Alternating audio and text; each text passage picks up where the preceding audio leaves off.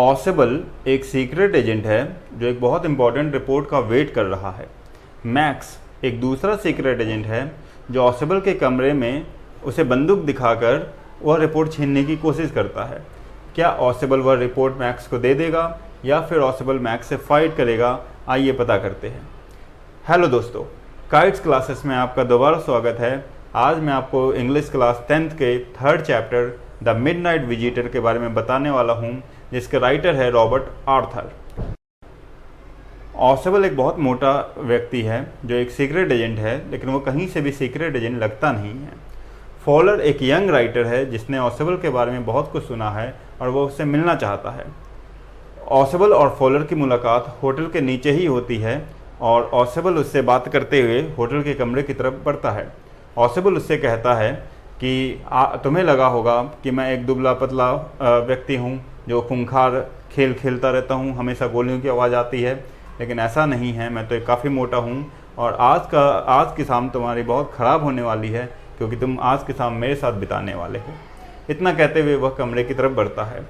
Ausable वैसे तो France की तंग गलियों के अंदर एक बहुत पुराने होटल के 6th फ्लोर पर रहता है।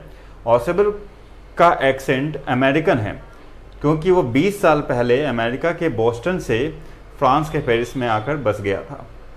बातचीत करते करते दोनों होटल के कमरे के अंदर पहुंचते हैं।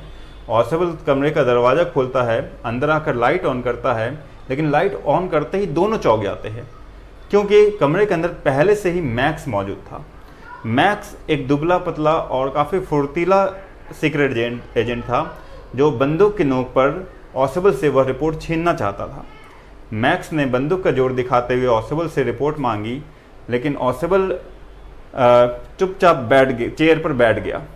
ऑसेबल को बहुत गुस्सा आया और उसने चिल्लाते हुए मैनेजर को गाली दी।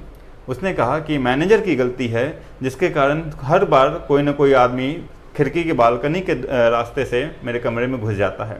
इससे पहले भी 1-2 बार हो चुका है।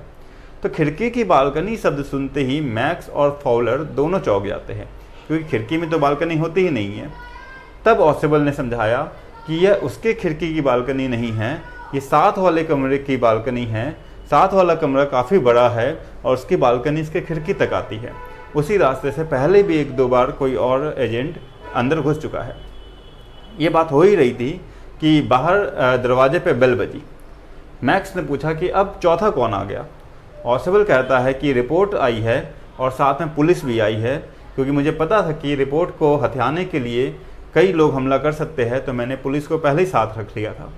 मैक्स यह सुनकर डर जाता है और कहता है कि पुलिस को जल्दी से यहाँ से भगाओ, मैं उसी बालकनी के पीछे छिपा हूँ। अगर कोई भी होशियारी की तो मैं तुम दोनों को गोली से मार दूंगा। बाहर बेल बजते जा रही है और आवाज़ आ रही है, मिस्टर ऑसेबल गेट खोलो, मिस्टर ऑसेबल गेट खोलो। मैक्स डर के मारे खिड़की से पैर निकालकर दूसरी तरफ कूद जाता है। ऑसेबल जब दरवाज़ा खोलता है तो बाहर ना तो पुलिस थी ना तो कोई रिपोर्ट थी।